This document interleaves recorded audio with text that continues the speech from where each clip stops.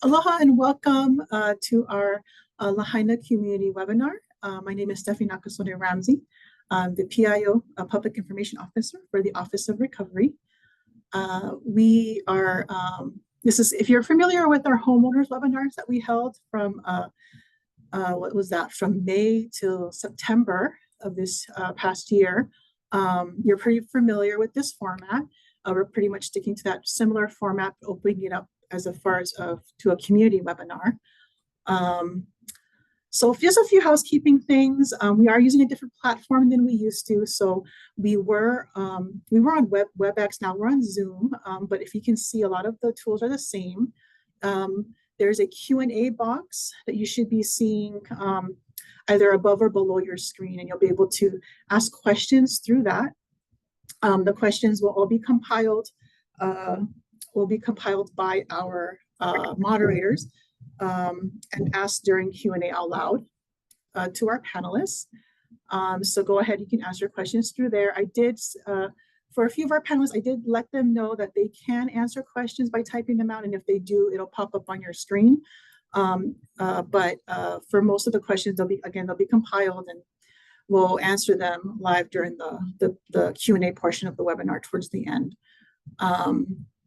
And you'll notice also the chat function, it's disabled for attendees, but for our panelists, they'll be able to relay emails, contact information in case we want, it needs to get easier for you to see them. They will be free to type those out. So we will move on. Let's see. Quickly, just with a few announcements and reminders.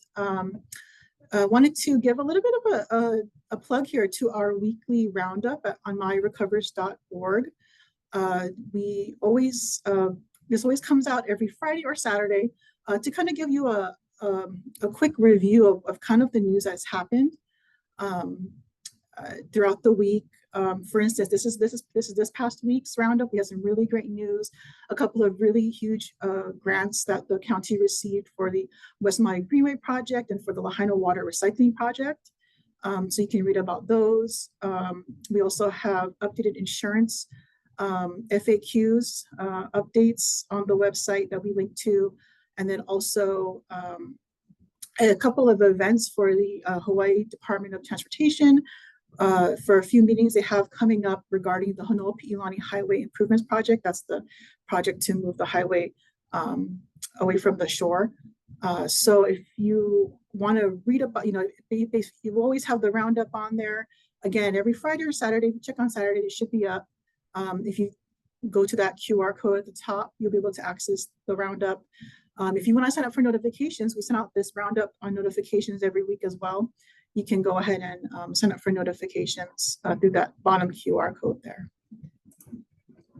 Red Lightning just recently announced a no-cost property service that they're offering through funding from the Salvation Army for landowners in Lahaina.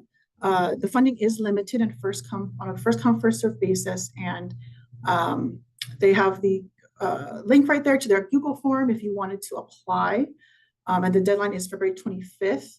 We have Michael here from Red Lightning who can answer questions at the end during Q&A if you have any questions about this, but you also have their website there. If you wanted to apply or get more information, you can go to their website listed at the bottom there. And we did get, a few pre-submitted questions. One that we kind of we used to get often, not as much anymore, but it always is good to remind people how to get your debris removal closeout package. You're going to need this for, a whole bunch of things, post cleanup, to get your permit, all that kind of stuff. And people always ask, oh, when is it going to be mailed to me? Well, you have to download it, and you can access this map where you're going to be able to download it. If you scan that QR code, it takes you directly to this page that has the map. There's a how-to video. There's a PDF that shows you step-by-step exactly what you need to do to download that. So you can go ahead and, access it that way. So again, it bears repeating. We always want to help as much as we can. Not everyone remembers the information when we say it like months ago, right? So it's nice to kind of remind people how to do that. And Hiko also wanted us to remind you a little bit of what they presented on at the community meeting on January 8th, the in-person one at Lahaina Luna Intermediate. Just trying to remind you guys about, if you wanted to start a service request to get your electricity back, you can access it through that QR code there, whether you're placing a temporary unit on your property, or if you're building permanent, you can request it through that QR code there. And then also streetlight requests. They're working with the county to prioritize or install. The county will, work with HECO to get those reinstalled. Again, it's prioritized by the county. Right now, they're installing in Wahikuli and parts of Front Street. But as you can see there, it does take about 6 to 8 weeks, but or longer. But if you want to request that, you can just use that QR code there. And he also wanted us to remind you about the Lahaina Energy Partnership Co-Design Workshop. This is the second in this series, I believe. This one will be on January 28th, so next week, Tuesday, at Lahaina Luna Cafeteria, 5:30 p.m. And it just gives people a chance to kind of dig deeper into the Lahaina community's energy priorities, to learn more about that, and to provide input on energy technologies such as solar and hydropower, and also to discuss grid hardening, and as everyone, a very hot topic with people, undergrounding. So the options. So that, it's something that we really encourage you to attend if you can. So you can register at that QR code by scanning that QR code. Either of those QR codes will work. I just wanted to make one a little bit bigger so it's easier for you to scan. Registration is not required, but it gives them a good head count because they are going to provide some food. So it's mainly for them to be able to have enough, but they always say they have more than enough food. So, come in and join them that night. And we also, the very next night, actually, also at Lahaina Luna Cafeteria, there will be a Front Street Apartments and Lahaina Surf Affordable Housing Open House by Hale Mahaolu. We did get a few questions that we're kind of trying to get some answers for, related to low-income housing and where we're at, as far where the county and where those projects are at as far as rebuilding those. So we are looking more into that. But for those that asked about Front Street Apartments, this is a really good opportunity for you to get more information from Hale Mahaolu about that, and also Lahaina Surf. So that will be on Wednesday, January 29th at 5 p.m. At Lahaina Luna High School Cafeteria.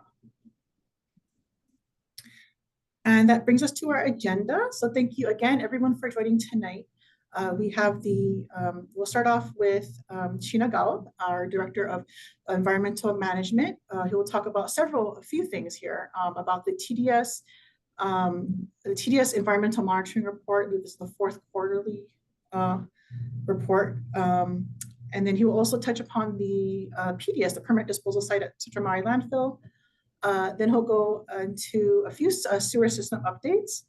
And then we have John Smith and Patience Kahula from our Office of Recovery to speak a little bit more on the CDBG DR funds that everyone has been talking about. And there's been a lot more questions about it. So there's a few more information that we can give out about that. And then we'll dive into Q&A after that. And just a heads up coming up, we will have a next in-person community meeting. So it's going to be every first Wednesday of the month. So the next first Wednesday will be February 5th at 5:30 at Lahaina Intermediate School Cafeteria. And then 2 weeks later, we will have our next webinar on February 19th at 5:30. And then just to get on everyone's radar, the CDBG DR community meetings, where we're going to go over the action plan and those projects that are in there before it's sent over to HUD for approval. That community engagement will happen in late February, March, and you can stay tuned to our community meetings and to mauirecovers.org for more information for when that is announced. And for the panelists here tonight, we do have quite a robust panel here tonight. Some are, most are online right now that are, waiting questions. Some are available that will be texting if we need to text them for any answers. But I'm not going to go through them all. But we have several county. We have Mayor Bisson tonight in attendance. We also have our departments, Department of Management represented, Office of Recovery, Environmental Management, Public Works, Planning, Water Supply, and 4-Leaf for any permitting questions. We also have representatives from FEMA, U.S. Army Corps of Engineers, State Department of Health, Hawaiian Electric, and I'm not sure, I think Brandy may not have been able to join us tonight from Ho'ola, but if there's any questions for her, we can always forward them off to her. And now I'll turn things over to Mayor Bisson. Aloha, I'm just trying to get my video going. Can everybody hear me okay? Oh, okay. You're good.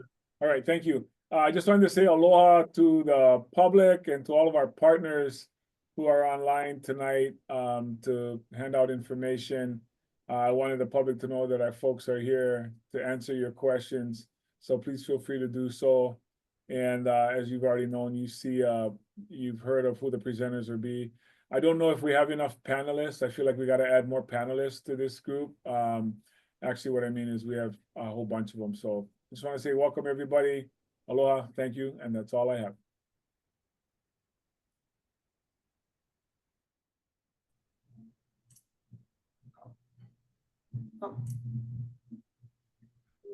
Oh, sorry. Thank you. Thank you, Mayor. We will then move on to, let me see if I can get this to work. Shane Agawa with the Department of Environmental Management.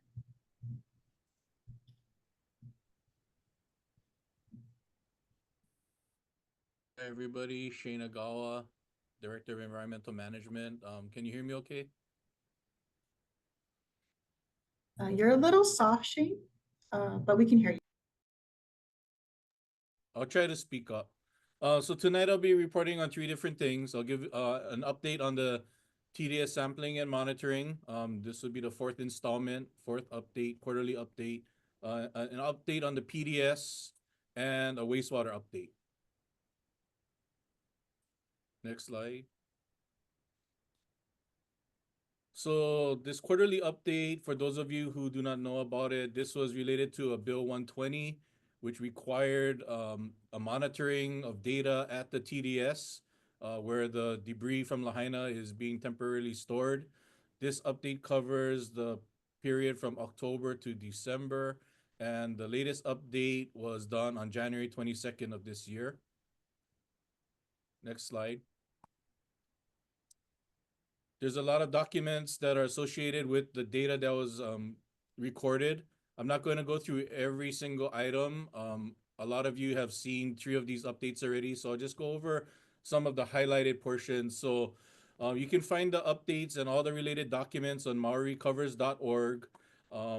Again, this is the 4th reporting of the 90-day operation period. Slide, please. Thank you. We monitor air quality. There's 2 monitors, one upwind, one downwind. There's no actionable levels. Everything is A-OK out there. On the right, you can see the monitoring data related to air quality. The green highlighted areas is the reporting out period from October to December. The red line, the dashed line you see on the top is the action level. As you can see, the blue line and the yellow lines, we have not come close to that action level. So everything is safe as regarding air quality monitoring. Next slide, please. We also monitor the leachate. In the highlighted area, you can see that there's little or no leachate being generated for this period, this 4th quarter report. Nothing to report on the level in the leachate basin was 0 for the month of December. Next slide, please. Again, this is some of the materials that we monitor in the leachate. I'm not going to go through all of them. These are on every update.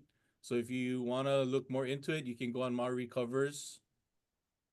Results continue to be expected. No actionable items. Next slide, please. This is a picture of the leachate basin. You can see the sample dates there on the left. As you can see in the green highlighted table on the right, for the month of December and January, it's been dry. Because there has been no leachate distributed to the basin, the last sample was collected in May of 24. Since then, there has been no samples in the leachate because no leachate has been created in the basin. Next slide, please. This is a picture and diagram. We still have BMP, best management practices to address stormwater issues. And again, no leachate has been created or released from the site. None has entered nearby ditches or surface waters. Next slide, please. As part of the requirements, we were asked to monitor the groundwater. So 2 wells were constructed, 1 up gradient or upstream and 1 down gradient downstream. We did resample on December 8th. There was a sampling issue that gave us some skewed results. So we sampled again on December 8th. Next slide, please. The skewed results was actually caused by the process of the sampling itself. There was no concerns regarding the data, except as you can see here, turbidity and iron is highlighted. Those results are elevated, but it was based on the process that the sampling was done. Hence, we had them resample in December. Next slide, please. And as you can see in this table here that's highlighted, these are the updated sampling data. You can see that the initial sampling was done on October 8th, and then the resampling was done December 3rd, December 8th, and December 4th. No actionable items were triggered. Everything went back to normal as far as groundwater quality. Next slide, please. Again, you can find all this data on Maui Covers. There's Bill 120 update. You can review that. The site monitoring data is also there. There's quarterly reports, the previous 3, including this one, and also the documents I mentioned earlier, which are the plans and records. Next slide, please. This is just a link to the DOH data portal. This holds a lot of valuable information. You can scan the QR code, or you can go to health.hawaii.gov/environmental-data. In there, there's a lot of information that you can scan: air quality, ash and debris, and data on the TDS site. Next slide, please. Next, we're going to report out on the TDS PDS transfer and closure plan. This is the second version, which was updated this month. Next slide, please. This is just a snapshot of the table of contents. Again, I just want to let people know that this is a document, a work in progress. The specifics are still being worked out. We're working with our state, federal partners to finalize this work plan. Next slide, please. And this is an update of where we are with the PDS. So the property was selected in November of 24. Currently, what you see here in the diagram is the parcel where the PDS will be located at our Central Maui landfill campus. This is Mauka, or the southern side of our Central Maui landfill along Puleu Road. You can see that we're calling the PDS Phase 7. We're dividing the construction phase of Phase 7 into Part 1, which is the earthwork. Bids were open on January 6th of this year. The winning bidder was Alpha Incorporated. And we estimate the completion of this first phase, which is the earthwork portion, in March of this year. The phase part one, phase 7, part 1, second portion is the liner portion. It is currently out to bid. Bids will be open on February 6th of this year, and we project the completion to be in May of this year.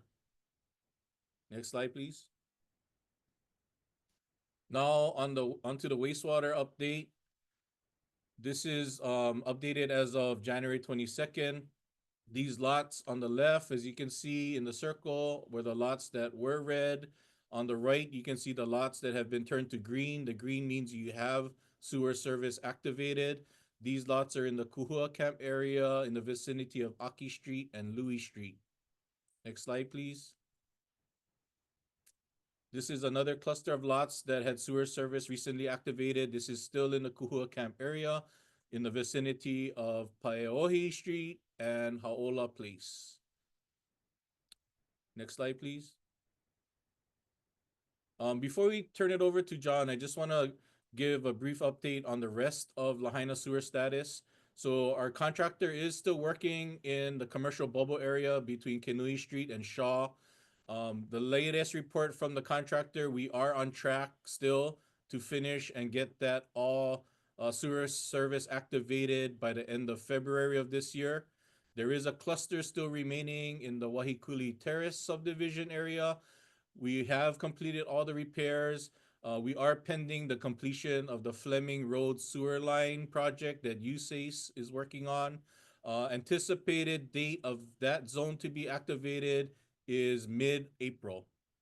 That's all for me. I'll be here for questions. Thank you very much. Thank you, Shane. Now we'll move on to John Smith and Patience Kahula to talk about the CDBG-DR funds. Hey, thank you, Shane. Really appreciate the work that the Department of Environmental Management is doing in terms of recovery behind the scenes. It's amazing what you guys are doing. I'll just throw another stat in for you, Shane. I think I asked your guys earlier this week, and we're getting close to 75% of all wastewater is completely restored in the burn zone, and that's going to be real close to 100% very soon. So I know that wasn't part of the presentation, but those guys are really working hard. So thanks, Shane. We're here to talk a little bit. I'm John Smith. If I haven't met you at a community meeting, and Patience Kahula is with me to give this presentation, and we're going to talk about CDBG-DR. We came to the last live community meeting to introduce it. This is the second sort of introduction, so there'll be a little bit of a repeat, but we'll just give you a high-level overview, and then I'll turn it over to Patience to dive in a little bit deeper and maybe answer some questions that you may have.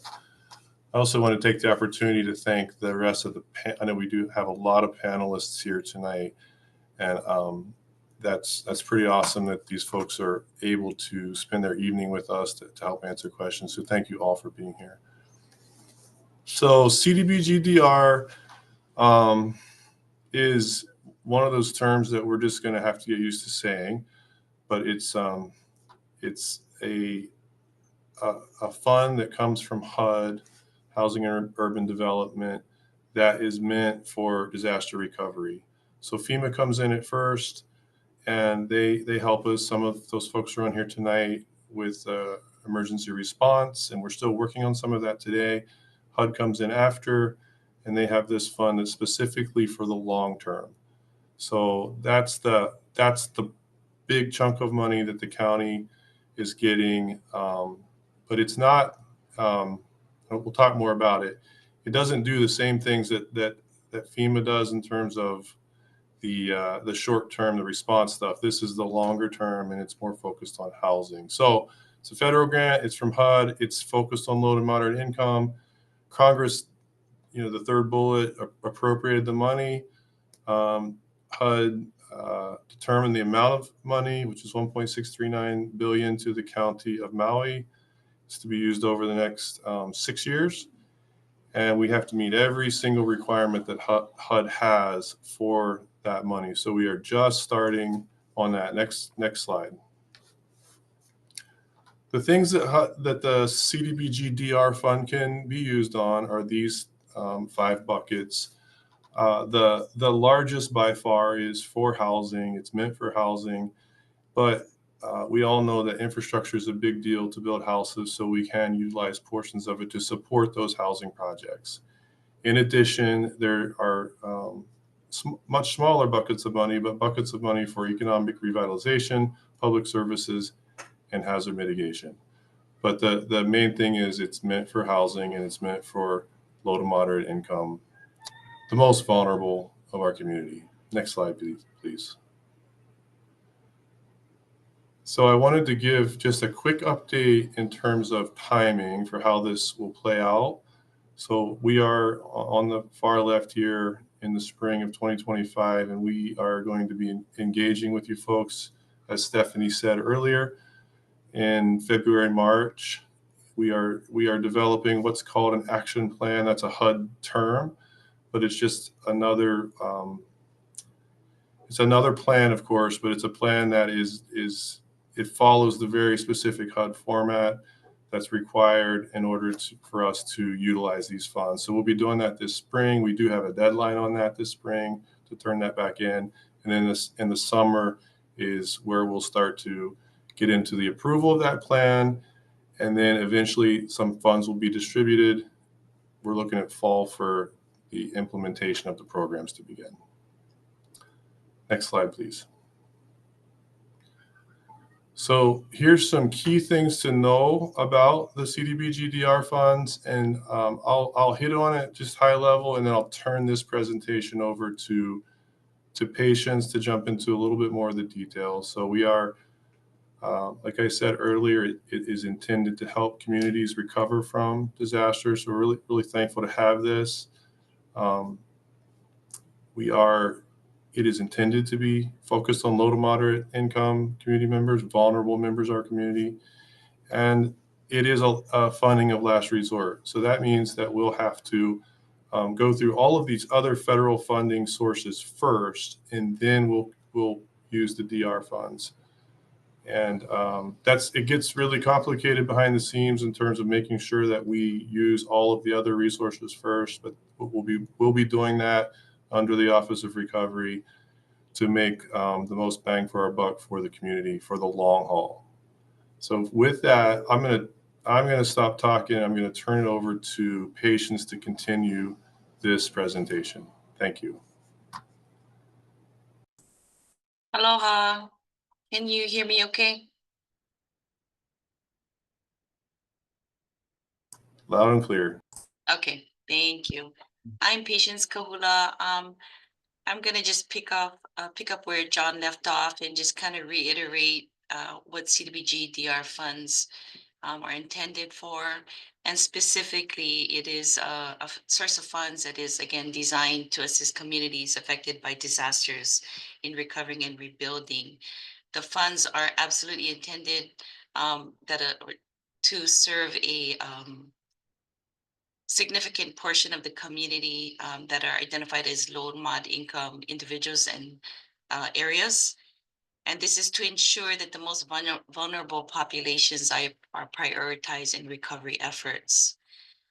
John mentioned that the CDBG funds are funding of last resort. And again, this does mean that CDBG funds can only be used when all other forms of assistance have been exhausted. And the other forms are pertaining to insurance, FEMA aid, or other disaster relief funds. And the goal here is really to produce documentation that there is still an unmet need that exists. On the right side, we just went through, so I won't repeat all of that again. Thank you. So you've been hearing some references of low to mod income persons or communities. And in the context of CDBG DR, this is defined as a person or household or community that earns 80% or under of an established area median income. The income limits are established by HUD and is updated annually. And the table here will defined by family size, and then the max income limit being at 80%, which is the LMI for CDBG-DR. Next slide, please. We've also mentioned vulnerable, and who, I think we had a question that came in asking who the vulnerable population is. And again, this is in the context of HUD or CDBG-DR. Vulnerable population is defined by HUD as persons who are at high risk of suffering disproportionately from the impacts of a disaster. And so we have broad categories listed there for reference. I won't go through them one by one. If we could do next slide, please. So what comes next? John mentioned, and Stephanie also mentioned earlier, a CDBG-DR public action plan. And so what we did was we took the community feedback that we were gathered from the residents and community members over the last year or 16 months. And we took that feedback, we compared it to the federal guidelines for CDBG-DR, and we used the feedback to shape and draft a CDBG-DR action plan.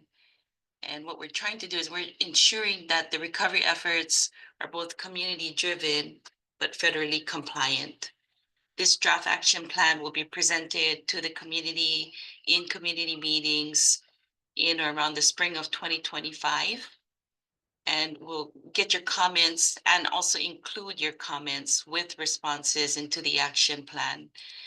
This action plan and all the steps that we're required to perform is due to HUD in actually April of 2025. Next slide, please. This question came through submitted online and asking if the funds can be directly distributed to individual survivors. So I think it's important to know that we are still at the point where we are developing the action plan that is that does require HUD's approval. The other quick answer would be that funds would not be directly distributed to persons, but would fund programs that would benefit individual survivors, such as rebuilding assistance for homeowners. Next slide, please. The long-term recovery plan. So this question came through the relation between CDBG-DR and the county's long-term recovery plan. CDBG-DR funds is one of several funding sources that would be utilized to fund the long-term recovery plans for Lahaina. Not all the plans or the projects are CDBG eligible, and so that'll be later determined as well. Next slide, please. For anyone considering applying for a CDBG-DR program, whether you're a business or a resident, you're going to be required to start collecting financial documents, which is proof of income, bank statements, tax returns. We're going to ask that you start keeping track of financial assistance you may have received from FEMA or rental assistance, possibly from CNHA, and also keep track of your insurance claims, whether approved or denied, and then the proceeds received as well. We can go to the next slide. Making sure that you're informed so that you can make informed decisions. We're going to suggest that you stay updated by checking the MauiRecovers.org website. Check out the frequently asked questions that are also located on the CDBG-DR website and will be updated regularly. And then you can also sign up for text and email notifications as well. Next slide, which I believe will show you what our page would look like and where you can find the link to the CDBG-DR webpage for the County of Maui. Wow.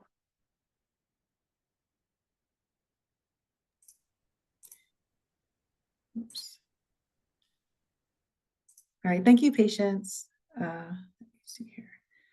having a little trouble with my camera here. Oh, there we go. Next, we will start off with Q&A, and we will kick off Q&A. We will begin with a few pre-submitted questions. In fact, since we can transition pretty easily by doing a few of the CDBG-DR related questions that we received. So this one will be for Patience and John. The question was, will both recovery centers in Lahaina and Kahului have representatives in both offices to assist applicants in processing those requests for grant funding? And if so, how soon will that assistance be available? The simple answer is yes. There will be folks stationed in both locations. And as far as the timing goes, Patience, can you answer that one?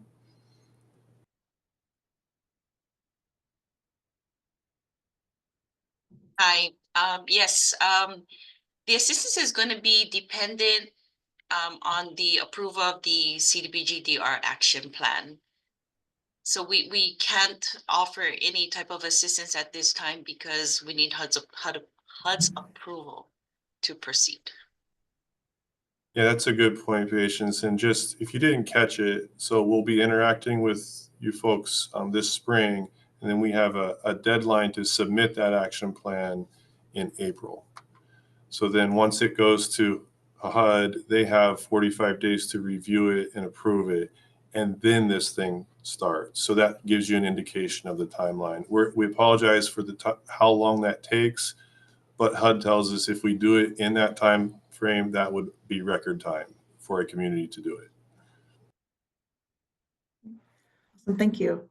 And then another question, we can go over this one real quick as well, about CDBG-DR, wanting to know if the funds can be used to rebuild a house or to help get a tiny home or temporary unit placed on their property. Yeah, I'll answer that one quickly, and Patience, feel free to correct me. The funds are for permanent housing. So these are to help folks build permanent housing that fall in those categories that we mentioned earlier. So temporary housing would not be a part of this program. Thank you. Oh, and I wanted to get this question out. This would be to Kate from our planning department. Let me pull it up. We did get a question asking to please, for Kate again, from our director of planning, please explain Maui County Bill 105 and how long it will take, how it help Lahaina rebuilding. When will the council approve the bill and go into effect? Well, hello there, everyone. This is Kate Blystone. I'm the director of the planning department, and forgive me for keeping my camera off today. So Bill 105 came out of a conversation that happened after the fire to figure out how quickly, what we could do quickly to ensure that Lahaina could be rebuilt.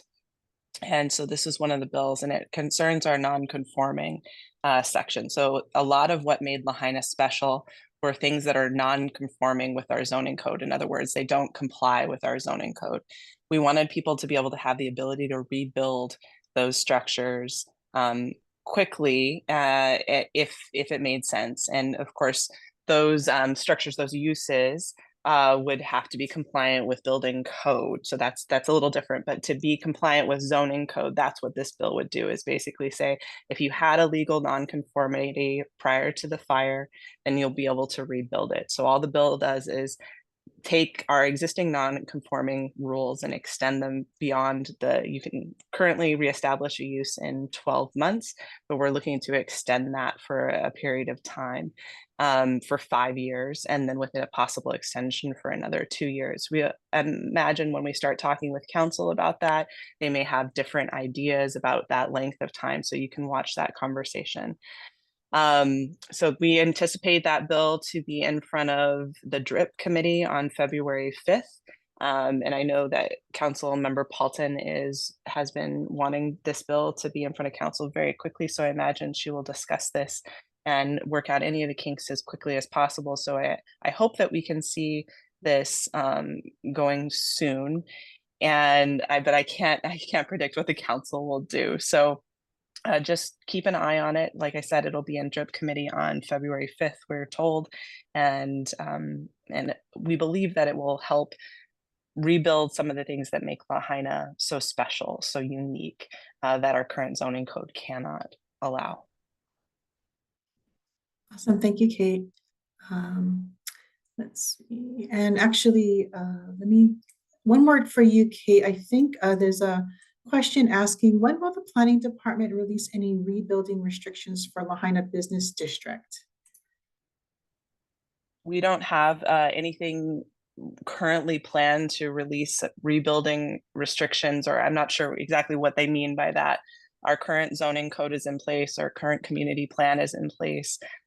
There will be a discussion about the Rebuild Lahaina plan. This is one of the projects in the long-term recovery plan that may give us more insight into what was working about Lahaina and Front Street specifically prior to the fire and what wasn't working. And that may result in some changes to the regulatory framework, but that wouldn't be for quite a while.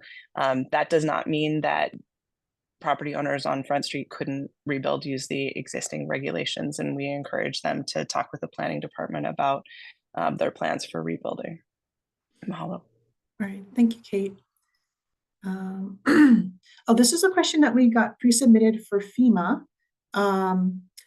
Given the devastating destruction in the Los Angeles wildfires, will Lahaina fire survivors experience any delays in processing by FEMA of ongoing and much needed continued temporary rental assistance requests?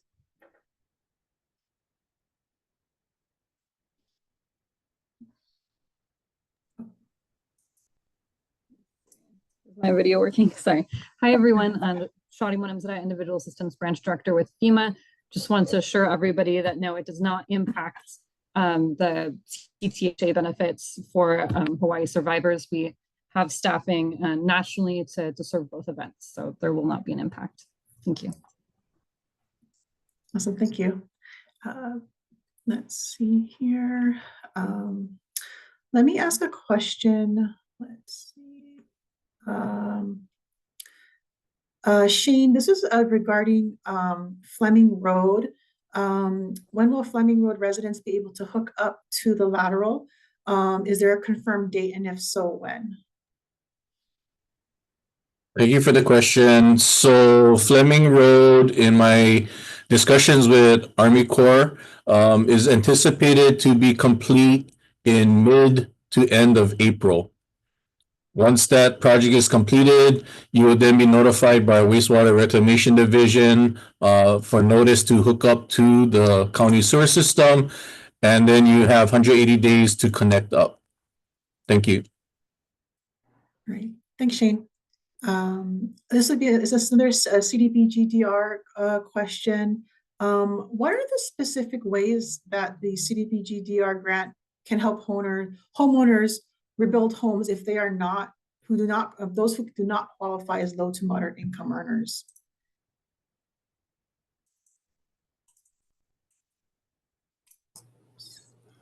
Yeah, that's a great question, Stephanie. I mean, while the program is developed for those low to moderate income folks, we will do everything we can to leverage that program to help as many people as we can. So we can't say that we can go above that LMI today.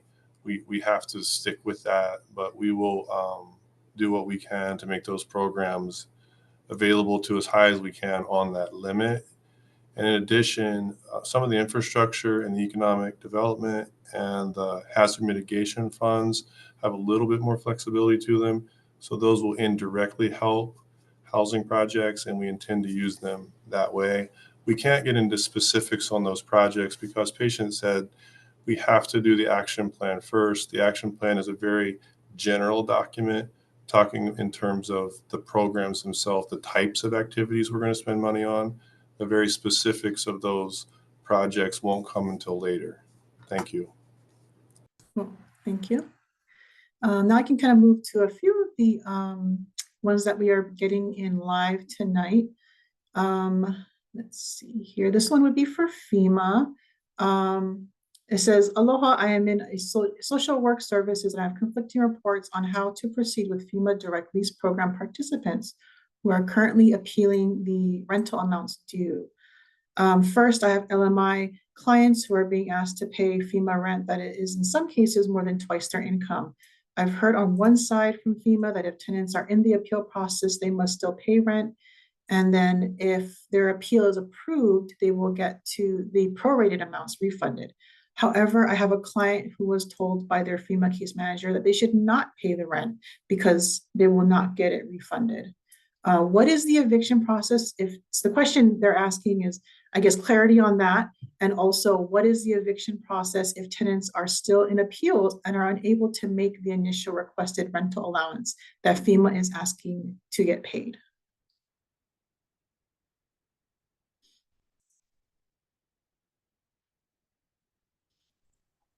Hi, Shadi again. So in terms of rental appeals, yes, so the rent requirement starts on March 1st. We have been receiving rental appeal requests and we are processing those as quickly as we can in the order received. We will have all of those processed prior to the March 1st deadline or rent requirement start date. So someone has submitted their appeal, rest assured that will be processed and will be considered for rent reduction for households who are unable to pay that amount.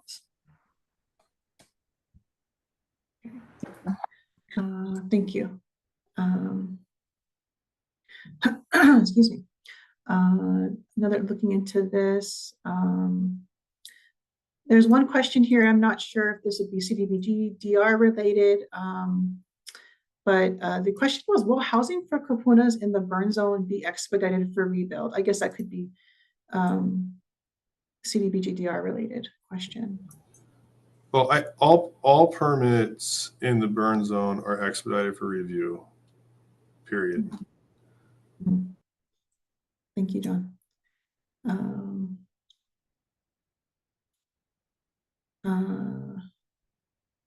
Let's see, John, there's one person's asking about a previously mentioned 250-page document detailing the details of the rules for CDBG-DR.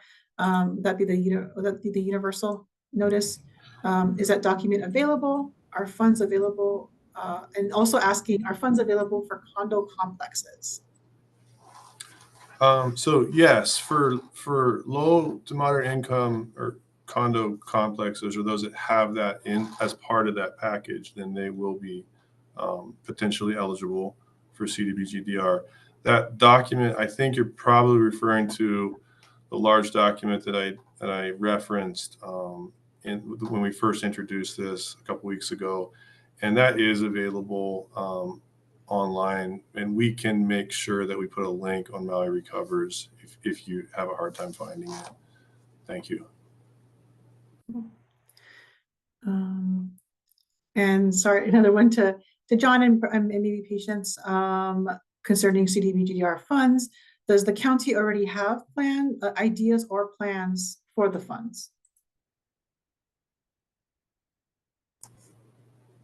Well, we're going to take all of the input that we've received to date from the long-term recovery plan, and where we can utilize CDBG-DR funds to support those plans. That's an easy first start because I had a lot of community input.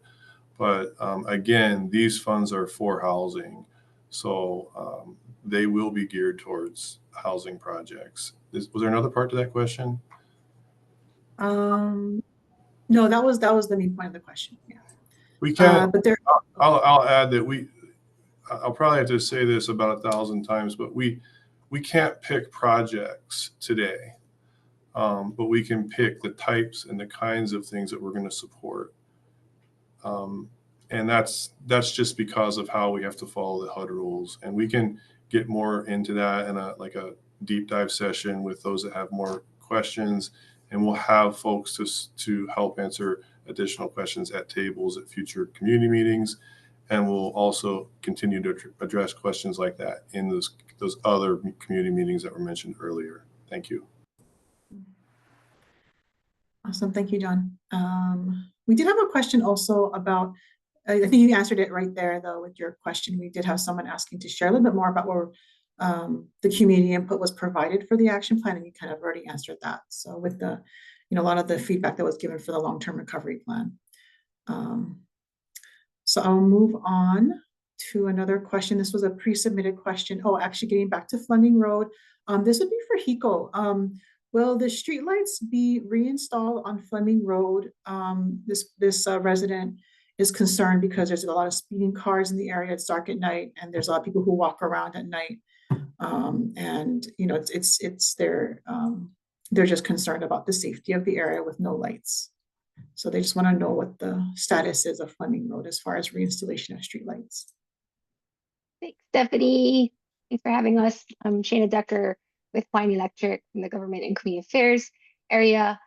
For that area, we are working with the county, who is prioritizing the sites for Lahaina to have that reinstalled streetlights in certain areas, and Fleming Road area was identified, and I believe some lights have started to be worked on in that area, and more have been identified.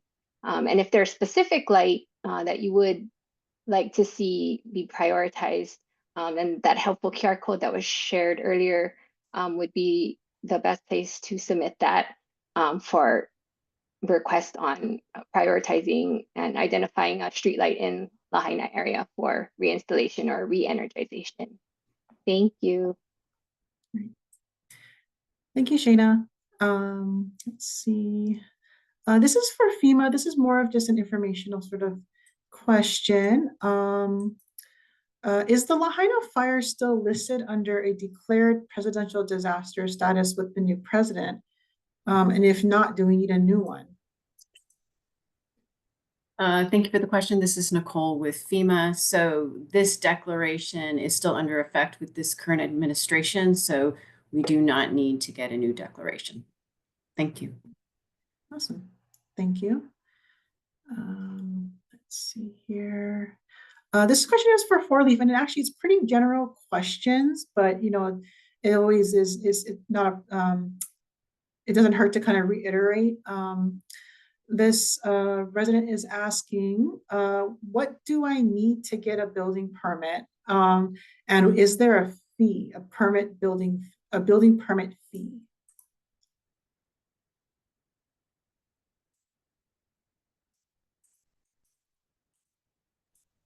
Oh. So on the fees, yes, there is a fee, and the fee is based on valuation of the project.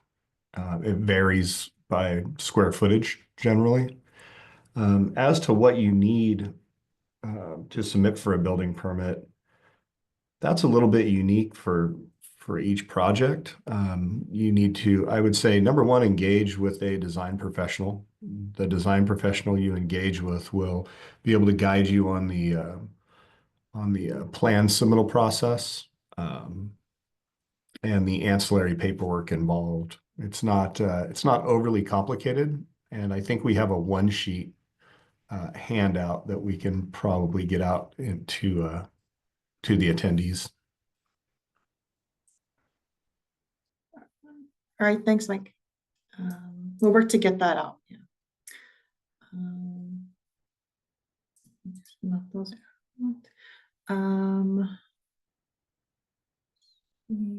Oh, there was a question about debris removal insurance. I'm hoping Aaron can answer this question. Is there any update as to when the debris removal invoices will be going out? My insurance dispersed the money to me, and I have it in a CD that's about to mature. What I was hoping to get an updated timeline so I can decide if I want to roll it over into another term. Thanks, Stephanie.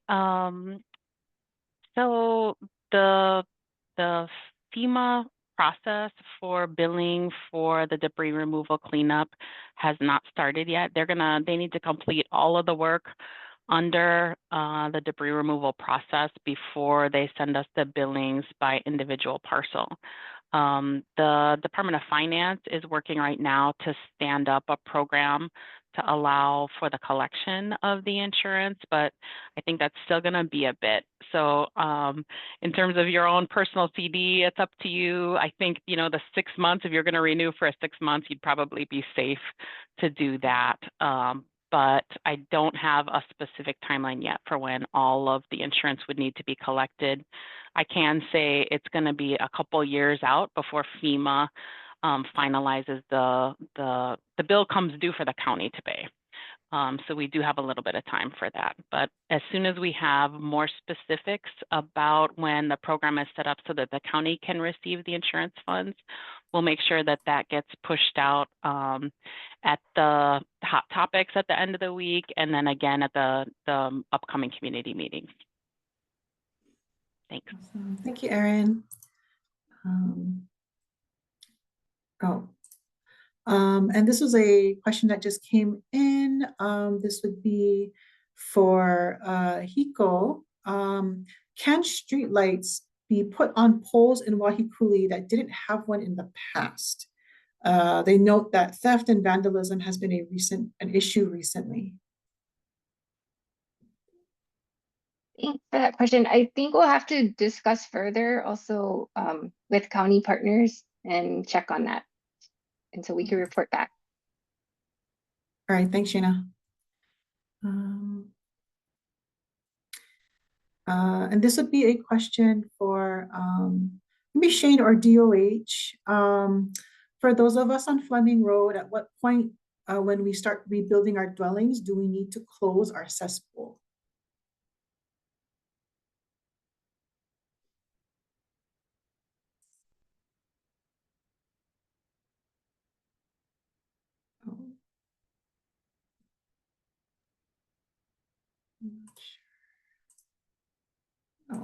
Hi, this is Joanna Sita from the Department of Health. That would likely be more a DEM answer because they need to comply with the DEM ordinance. And I think Shane mentioned it earlier, I think 180 days after notification from Wastewater Reclamation Division. Okay. All right. All right, yeah. Can you state the question again? Sorry. Oh, sure. Regarding Fleming Road, at what point when we start rebuilding our dwelling, do we need to close off our cesspool? Close off. So as Joanna mentioned, and as I mentioned earlier, you will get a notification from our wastewater reclamation division when the tie-in to the county system is going to be available. And at that time, you would disconnect from your cesspool and then connect to the county system if your structure is ready to connect. Okay. As far as decommissioning the cesspool, I believe that is DOH, but as far as the connection, yes, once the county system is ready, you will disconnect from your cesspool and then connect to the county system. Thank you, Shane. And this question is, again, for this one to be for Department of Health. This question was pre-submitted and they are asking, I want to install a gray water system now as I'm rebuilding my home. And I've learned that it's hard. It's hard since I'm connected to sewer on Lahaina Luna. With the water restrictions in Lahaina and the obvious lack of water concerns, I am asking for consideration and permission to install a professional gray water system designed by a licensed mechanical engineer. Please explain, this is the county's rationale for denying a quick permit to accomplish this, or in this case, I think it would be a Department of Health. We want to go home and build sustainable homes. Hi, this is John Nagato, Department of Health Wastewater Branch. So this one's a little tricky. I guess if you are on a sewered area, I'm not sure if our residential on-site gray water guidelines apply. That's what we use if you are in an area that will not have sewer, county sewer. But even with our current residential gray water guidelines, it's basically for irrigation subsurface. So it's a little limited. There's not a lot of these systems that actually get installed because you're basically installing a second tank that is basically the size of your septic tank if you were to have an on-site individual wastewater system with a septic tank, and then the disposal would be that subsurface irrigation system. And then even if you're able to have the land space to put in that gray water system, you also have to have dual plumbing in your house, and to make sure that you're not mixing it with any what we call black water, which is the water from your toilet and from your kitchen waste. So that's kind of our current regulations for gray water systems. All right, thank you, John. This is a question that I guess I think one part, because it concerns temporary dwellings, if Wendy can answer, and then Shane can kind of tackle the plumbing side of things. The question is, if one lives in a tent on a property in Waiakuli, starting sounds like starting July 1st, they're waiting to see if they can get a prefab home placed on their property. They want to know how they can access electricity and plumbing, and is it even possible? So I guess mainly talking about temporary housing process, and also for Shane, the the plumbing in the area. Hi, Steph, can you hear me? Yes. Mm-hmm. Okay. I can't hear myself. That's why I went through these headsets. So anyway, for the electrical restoration, you have to apply to HECO on their website to establish request service restoration.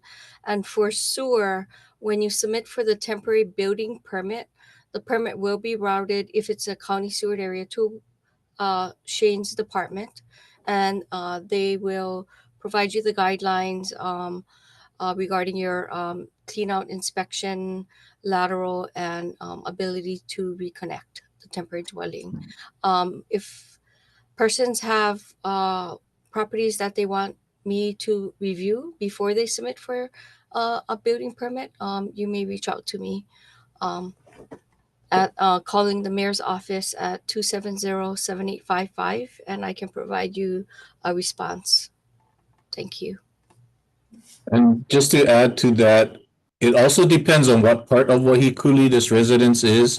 There's different situations with wastewater, sewer activation right now.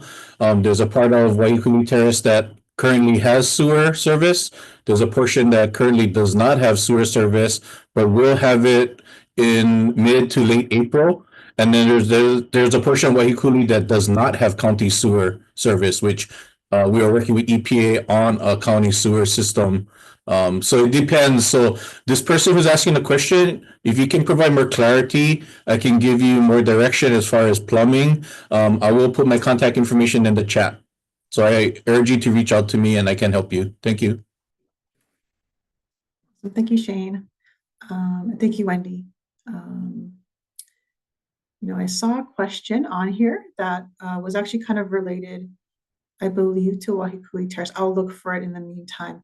But let me just go through. Pardon me, we're kind of going through some of these questions.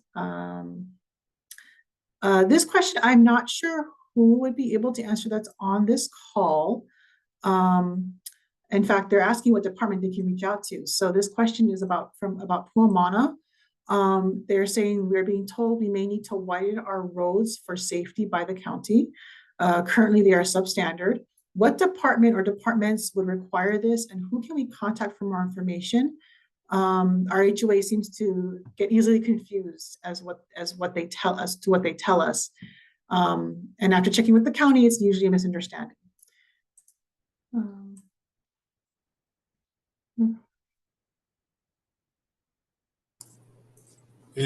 I don't know if Jordan wants to weigh in on this one, but I'll start. I guess there's a lot more questions that I have on this particular question itself, but like they're saying, this is the one about substandard roadways. Is that what you just read? Yeah. they may need to widen, they're being told they may need to widen their roads for safety. Well, I think we could follow up on this question online, but we would work with, fire, public works, MEMA, et cetera. But I'm not aware of any widening requirements at Puamata.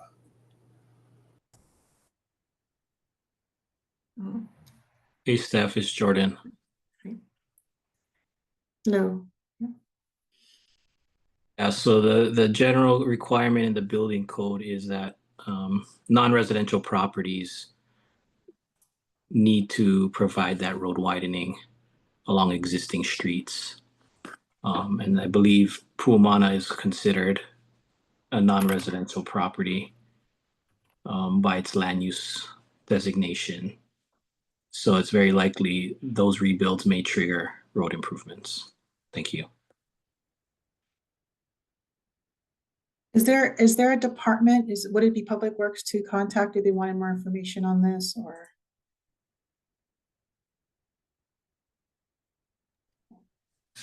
Yeah, they can contact the DSA office.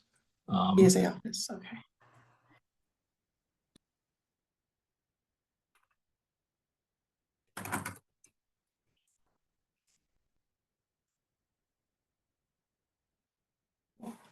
All right. So that would be the development, is it development service administration? That's what you were contact for more information on that. Let's see here. Everything.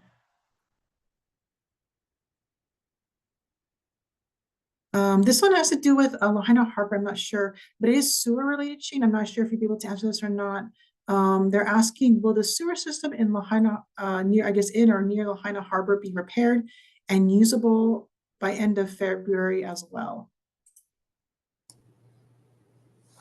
Hey, Steph, I put the answer to that one in the chat already. Oh, you did? Oh, I didn't see that one. Okay. But just for everyone's awareness, wastewater's portion, and Shane can jump in here, wastewater's portion of it should be completed by the end of February up to the harbor.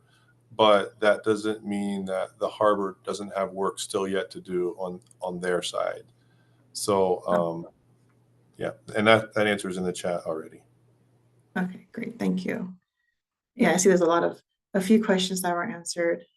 Thank you, Jed, for stepping in and answering a few of these questions that are specifically that are CDBG DR related. Let's see here. Yeah, we're trying something new where we're letting our panelists answer some of these questions on the side here. So I apologize if I'm repeating some of these aloud.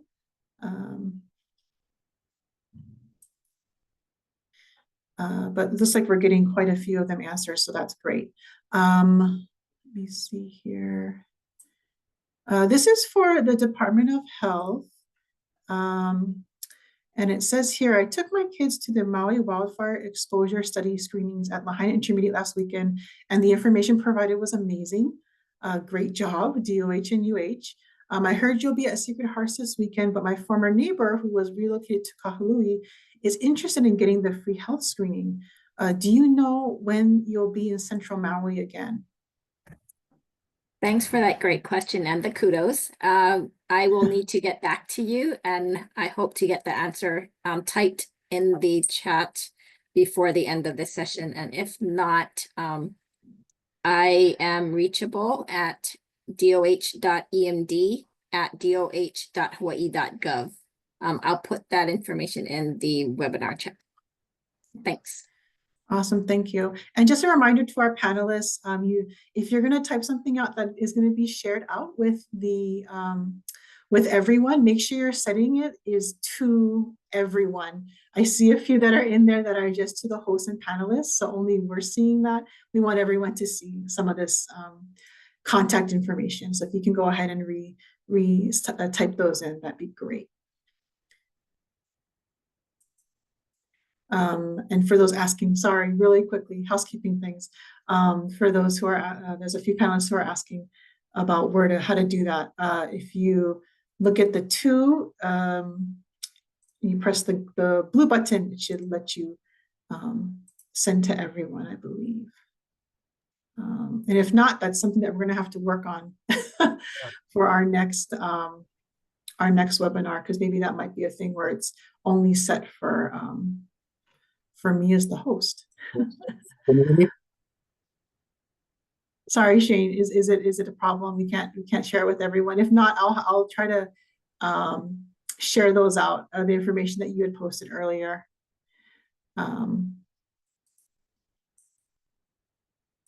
Yeah, okay. I see it's not able to do that. So yeah, we'll be trying to work on that bug for the next webinar. But I'll try to share those out, the information that's being shared on the chat with everyone. Let's see.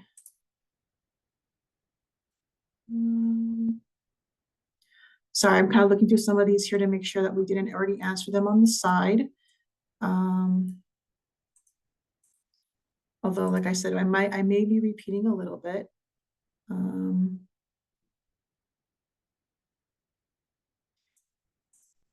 Let's see here.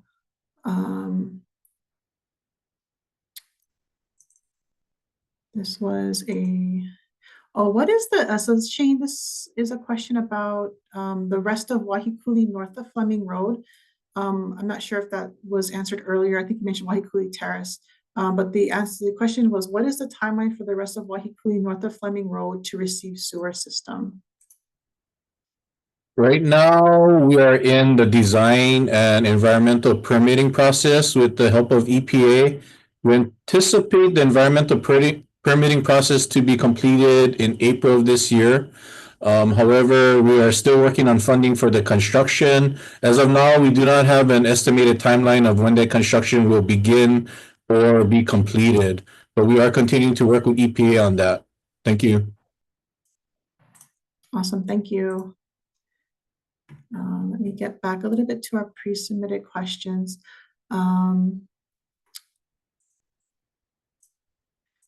me see here, trying to make sure who's online. Oh, I see Josiah's online, our managing director, and we kind of talked about this a little bit before the webinar, and he was able to give some answers, so I hope he can talk about it a little bit more. We did get a question, well, more of a suggestion, but also a question about low-income housing apartments. They were asking, well, first of all, asking for a meeting to hear from representatives of each, HUD Section 8, Lahaina Surf, Weinberg, David Malo, French Apartments, etc. So they're requesting a meeting, but also they wanted to know that specifically, they'd like to know if the original tenants, they want to know a status on basically all these different, housing, these different housing options, if they're being rebuilt, where they are, at what stage, and also if the original tenants will be able to get their apartments back. Thanks, Stephanie. In relation to that question, since we're talking about projects that are serving individuals that mainly qualify, in that LMI category, I believe there's one question on the chat too that was talking about DR funding being used for infrastructure that specifically, I think generally. Does it only have to benefit, those to LMI, or are there infrastructure projects that may benefit individuals more generally? And I think these housing projects you brought up could be good examples of infrastructure that might be needed to support those projects, such as, a water line, or maybe a wastewater repair, or things of that nature that would be specific to a housing project serving individuals falling within the LMI category, or infrastructure projects in general could, fall within maybe, while servicing individuals within the LMI categories, could more broadly service some other individuals as well, such as like a mainline repair or things of that nature. Halemaholu is hosting a meeting that was identified earlier. They are looking to do kind of a redevelopment of the French Street Apartments and Lahaina Surf area. So you can tune in for more information regarding that. They did put out some additional information as to kind of some of the conceptual things they're thinking of. So I'd highly recommend for people to provide feedback to them at that meeting concerning some of their visions in that sense. Some of the projects that are going under development right now or looking to construct are in all different phases. Weinberg is in active discussions with us, trying to get their project going again. And we have had conversations with entities such as like Hawaii Public Housing Authority and others, sort of like the David Malo project and some others about redevelopment and how they intend to proceed. We'll have to consult with the individual entities running those projects as to how they intend to kind of return residents back to those units. But I do know, at least in the case of the county housing project that we're working on with Ikaiko Ahana on the reconstruction of Kupo'ohi, that there is an intention to try to see what we can do to allow those residents who were displaced from there to be able to return to their previous units. All right, thanks, Josiah.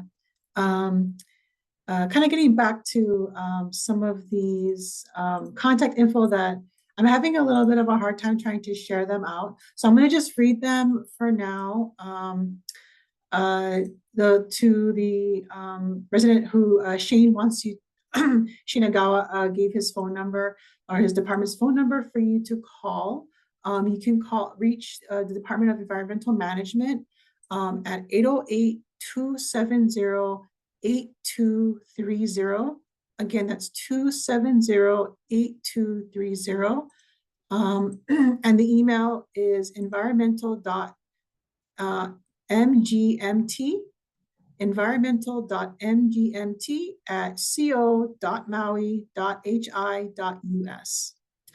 And to the resident who was looking into placing a temporary dwelling on his lot in Waihikulei, if you wanted to contact Wendy Talmodo to learn a little bit more about that process, you can contact her at 808-270-7855. Again, that's 270-7855. Or you can reach her at her email, Wendy, WENDY, .Talmodo, TAOMOTO, @co.maui.hi.us.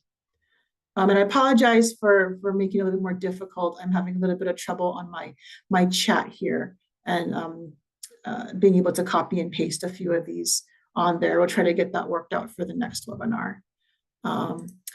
Next up, I actually wanted to address a question that was pre-submitted that we were able to reach out to the agency involved to get an answer. So I'll read the question and then read the answer that was provided by them. So this question was, is there a follow-up to the monthly free round trip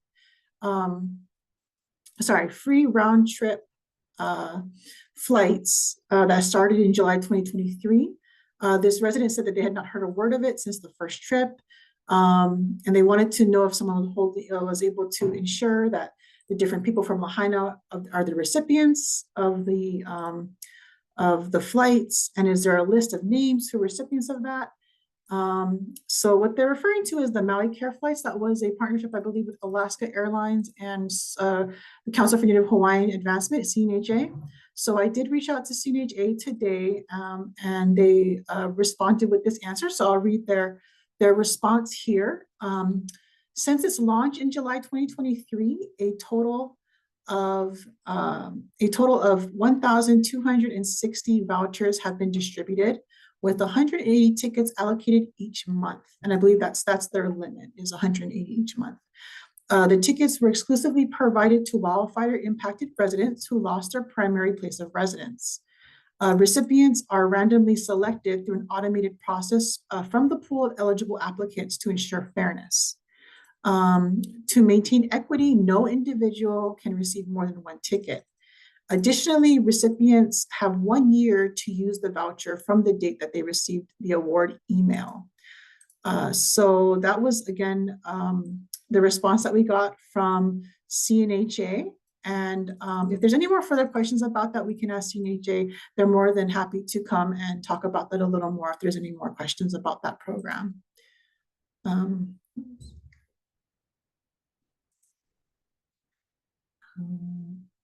Oh, and I just got a message from Mahina. So for yeah, thanks for reminding me of that, Mahina. For a lot of the emails for the county emails, instead of doing that whole at co.maui.hi.us, you can also use at mauicounty.gov. So that's a pretty easy way to do those emails. So for instance, for Wendy, you can do wendy.talmodo at mauicounty.gov. It'd be much easier, and it'll still route you to her email. So that'll be easier for everyone to email it that way as well. Sorry, this is Josiah. Just real quick, just because it happened today, so I'm going to be working with IT to make sure that we're not having issues. But we were having some trouble today with external individuals emailing into the at mauicounty.gov. So I would recommend at this time if people could just continue emailing into the at co.maui.hi.us accounts. I don't know what the issue is or how long a resolution will take place, but emails, we're having a trouble coming through at the at mauicounty.gov today. So just to make sure people get it, please use the at co.maui.hi.us. Okay. All right, thanks for the update, Josiah. Hopefully that gets worked out soon. I want to note that we also did get a couple of pre-submitted questions that related to speeding in the burn zone. People have been observing that there's been speeding in a couple areas, in particular, Ho'opi'ilani Highway between Kinui and Puamana, and another noted Fleming Road and Ainakea. Heavy equipment and vehicles not stopping. And I know we will be forwarding those onto MPD. I'm not sure if anyone on this call wants to address those, but we have noted those and we'll be sending those over to MPD to address. Here. Let's see. I think we hit most of these. Oh, there was a question, and it does talk about, we already addressed the I think Hale Maha'olu earlier, but there was a question about Maui Adult Daycare. How can we get Maui Adult Daycare and Hale Maha'olu senior housing rebuilt? I'm not sure who on this call might be able to talk maybe specifically about Maui Adult Daycare and if there's any plans for that. I believe maybe Josiah would be able to talk to that. Yeah, our team has been in conversations with Maui Adult Daycare, and we're in the process of working with the state right now on a potential facility that may be able to provide them some temporary assistance. So we're still looking through the details on that. And then the Hale Maha'olu piece was kind of covered earlier. I know it's a separate project other than the French Street Apartments and the Lahaina Surf, but we are in conversations with them, as well as trying to make sure not only them, but others to understand eligibility guidelines for CDBG DR funding to make sure all of our partners and projects remain eligible for the program. All right, thank you. This might be for John or Patience. It's Aina Nalu is a condo resort where people live full-time and some rentals. Can any of the DR money be used to help rebuild Aina Nalu?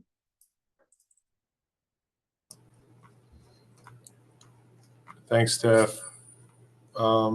I don't think we'll be able to answer that question until after we've completed the action plan, but that's the kind of input that we need for the action plan. And then we will look seriously at how we can use the program to help as many people as we can that would fall into those categories that we talked to earlier. I think that's the best I can do today with that question. We're not ignoring you. In fact, we'll look deep into that question. Thank you. Awesome. Thank you, John. Let's see here.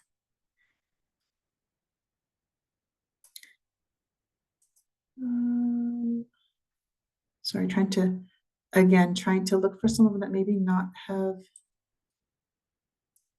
been answered yet. Oh, that was already answered.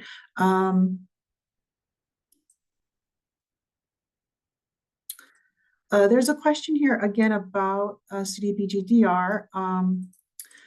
Can we get an example of spending specifically towards infrastructure that benefits only those in the LMI 80% or less, or will infrastructure in essence benefit everyone?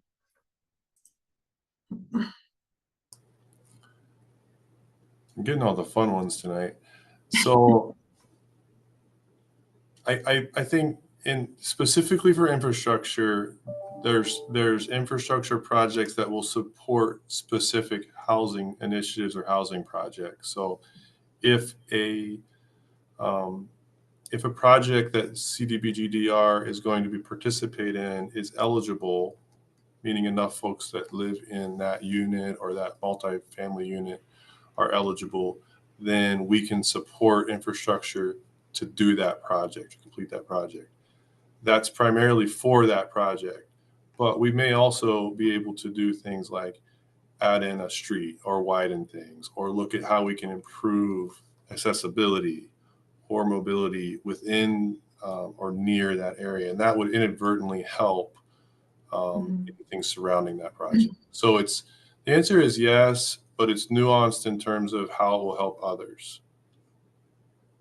I'll stop there. Okay, great, thank you. And this is for either John or maybe even Mayor might be able to chime in.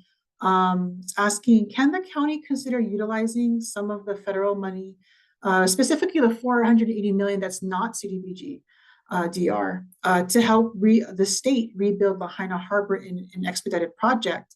The state's current plan is to rebuild the harbor in 3 phases over 3 to 5 years, and is not efficient of encouraging to the recreational and commercial users of Lahaina Harbor and its 800 employees. And kind of goes on into a little bit more about what the DOBAR had stated, I believe last month or a couple months ago.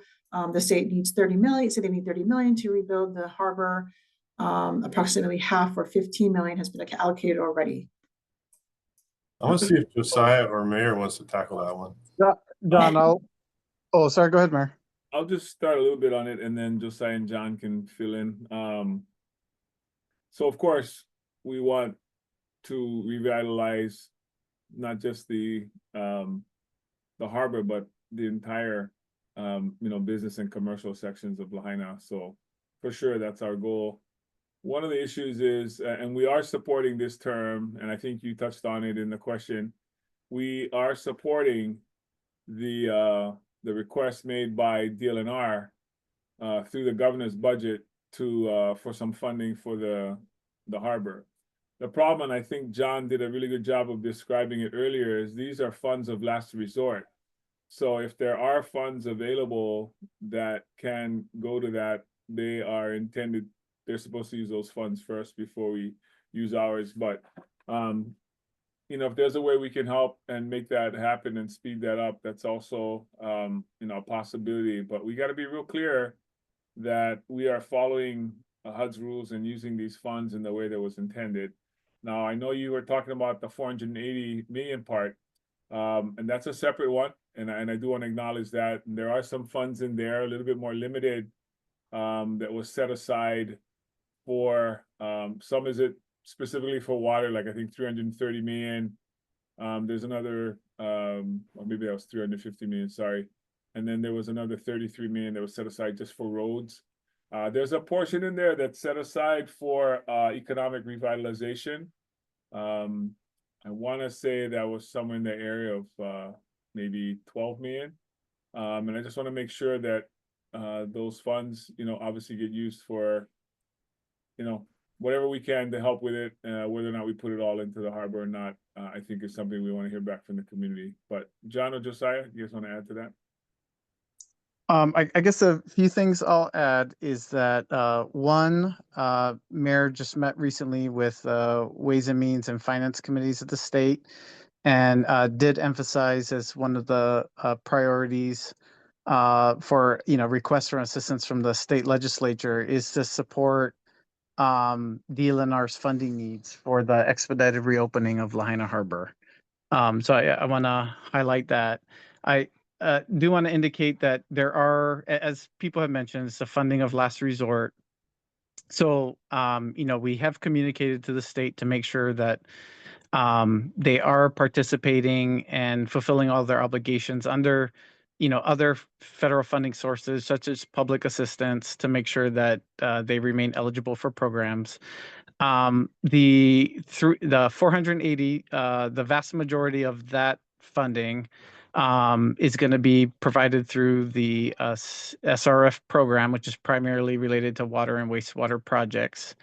So that wouldn't qualify for harbor improvements. And we're still waiting for additional information on some of the other smaller pockets of money identified throughout there about how that could be utilized and or accessed.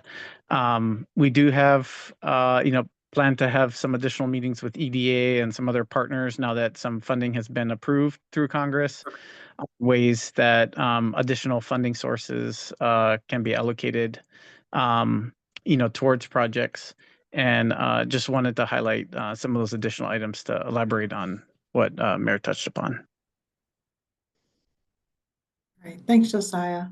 I'm not sure if John wants to chime in. I think he was okay with letting you and Mayor Bisson address that. So with that, we're at 7 o'clock, so we're going to wrap things up.